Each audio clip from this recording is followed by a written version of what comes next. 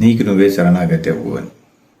ఈ శరణాగతి ఉంటే అయితే మనం ఎవరికి శరణాగతి అవ్వాలి? ఏ దేవుడిలో శక్తి ఉంది? ఏ దేవుడికి మనం శరణాగతి అవ్వాలి? ఎందుకంటే మనం రియాలిటీని దాటుకొని శరణాగతి అవ్వాలి.